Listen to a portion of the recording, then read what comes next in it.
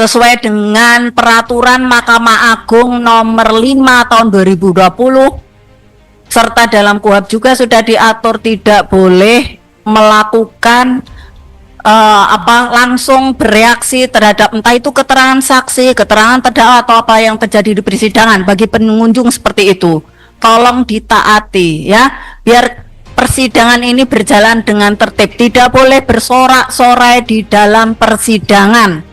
Sendiri atau ke advokat, tim advokatnya?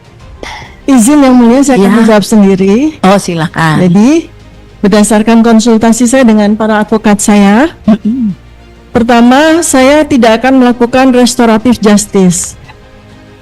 Karena tadi jaksa seakan-akan ingin menyembunyikan berkas perkara, berita acara pemeriksaan. Mereka nekat ngeyel, tidak mau memberikan BAP kepada kami, padahal itu secara undang-undang itu penting sekali. Seperti yang kita ketahui tadi, sempat terjadi perdebatan antara hakim, JPU dan kami. Kami keberatan tidak diberikan berkas secara lengkap. Bagaimana kami bisa melihat perkara ini secara komprehensif? Oleh sebab itu kami tadi sempat menyatakan bahwa ketentuan dari KUHP ya, khususnya KUHP lama dan sebagainya, karena sebagian masih menggunakan KUHP lama. Dalam KUHP lama itu yang dimaksud pelimpahan itu termasuk berita acara pemeriksaan, itu harus diberikan secara lengkap. Tetapi faktanya tidak mau memberikan. Oleh sebab itu kita bertanya, ada apa ini? Kok disembunyikan? Ketentuannya begitu dilimpahkan surat dakwaan itu harus sama apa yang diterima oleh hakim, apa yang diterima oleh jaksa maupun kami PH perwakilan sebagai terdakwa.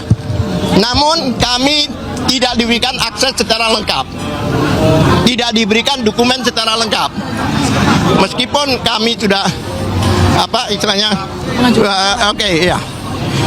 kami mengajukan surat 2 kali tetap, dan kemarin jujur pada saat salah satu PH atau advokat datang ke sana meminta berkas perkara, hanya diberikan 1/4.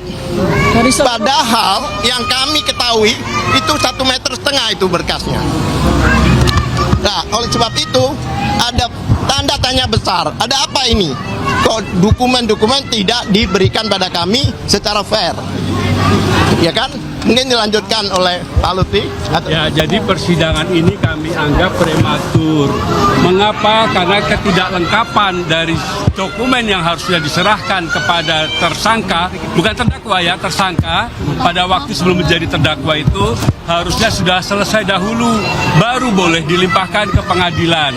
Ya, dengan demikian kami pun bisa menyiapkan segala sesuatunya, termasuk menyampaikan akan mengajukan perlawanan atau tidak di persidangan ini harusnya. Ya, jadi karena ketidaklengkapan itulah kami masih menimbang-nimbang tentang perlawanan. Tapi kami akhirnya setelah mendengar bacaan dari surat dakwaan tadi itu, kami bersikap mengajukan perlawanan. Demikian tambahan dan silakan Dokter. Dan satu hal lagi, itu pasal itu kan beberapa pasal, tapi isinya itu konsiderannya sama.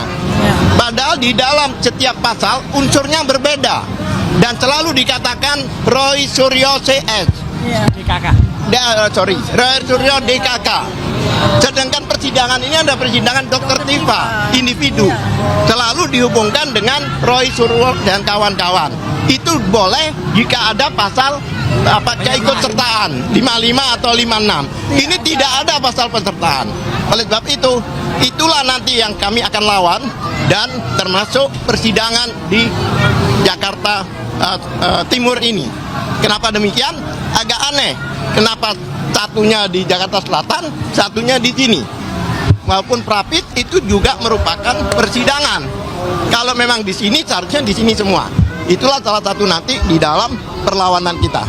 Silakan, Bu. Ya, baik ya. Jadi ada 3 hal yang paling utama, paling pokok di dalam dakwaan yang tadi dibacakannya.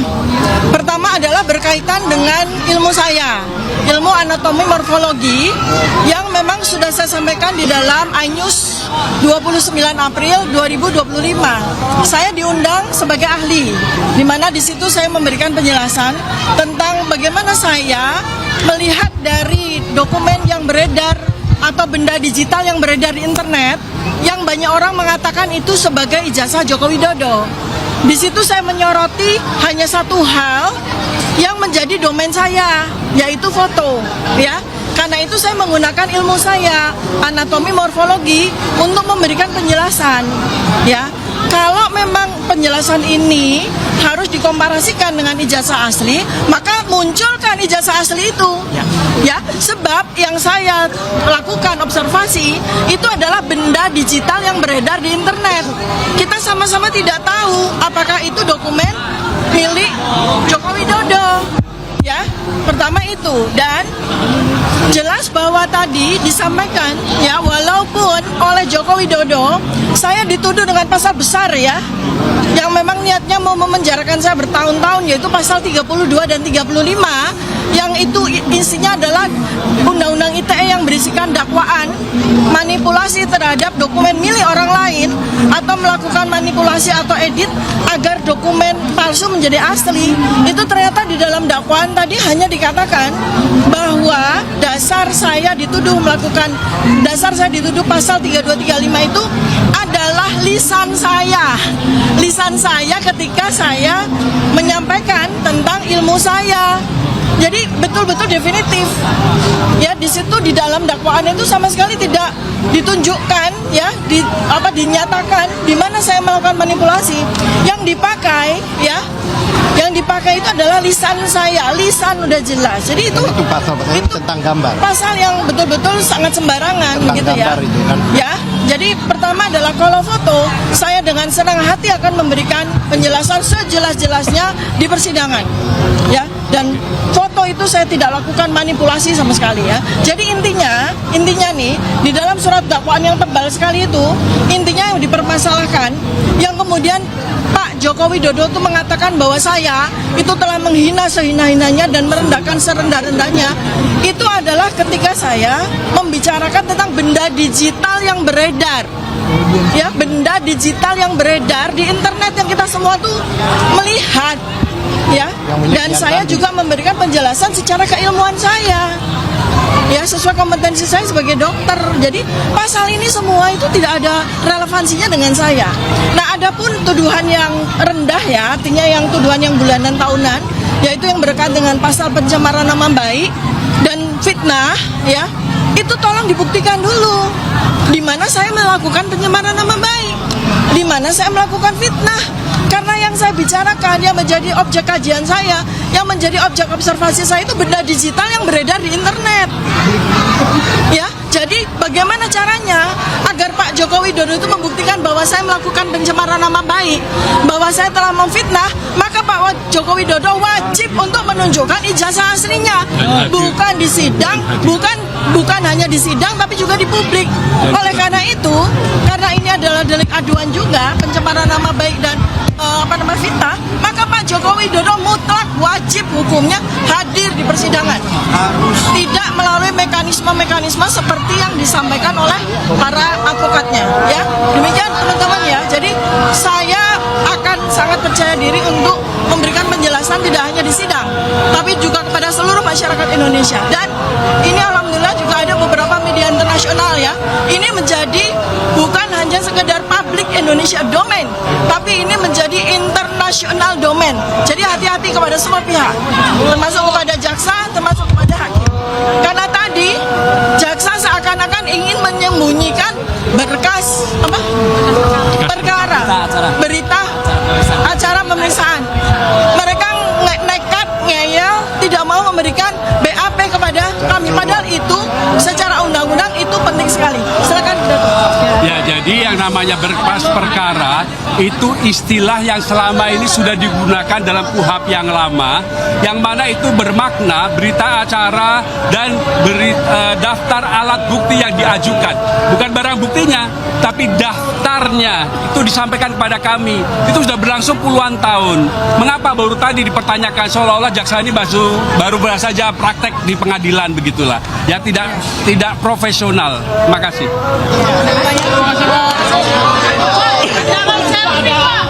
Tersangka-tersangka lain yang bisa dijadikan tersangka pada Kita tidak membicarakan tersangka. Ya itu wilayah dari hakim ya, wilayah hakim ya. Kita fokus saja dengan kasus saya. Ya. Oke. Baik, sudah? Ya, terima kasih banyak. Makasih ya.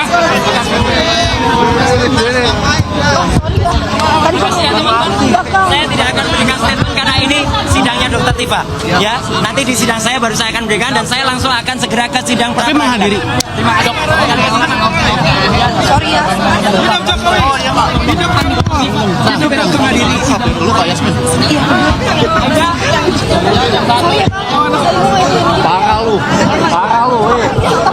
Parah lu. Maaf. Jangan aja sini. Ada dua. Oke. Diwawancara oleh awak media, teman-teman. Saya coba mengambil angle yang lebih dekat.